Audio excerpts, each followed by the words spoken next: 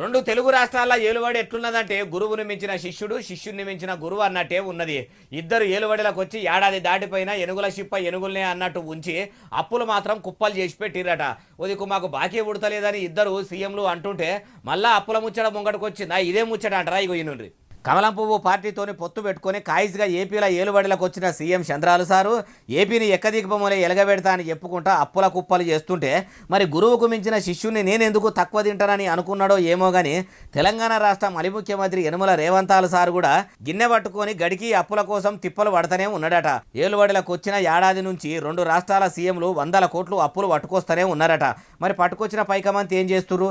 ఎన్నికల ముంగట ఇచ్చిన హామీలను పక్కకు పెట్టి అటు ఏపీ సీఎం చంద్రాలు సారు మహానాడు కార్యం అనుకుంటా 1000 కోట్లు ఖర్చు పెట్టబట్టే. ఇటు తెలంగాణ సీఎం రేవంతాల సారు అందాల బామల పోటీలు అనుకుంటా ఆగంజే ఎవటే. మరి ఇప్పుడన్నా ఇగురంతో ఇట్లా 100 కోట్ల రూపాయలు అప్పు తెచ్చి ఇగురంతో ఏమన్నా ఎలగబెడతారా అంటే ఏమో మరి చూడాలి. గురు శిష్యులు ఏం కమాలు చేస్తారో అంటుర్రు ఏముచ్చటిన్నోళ్ళు.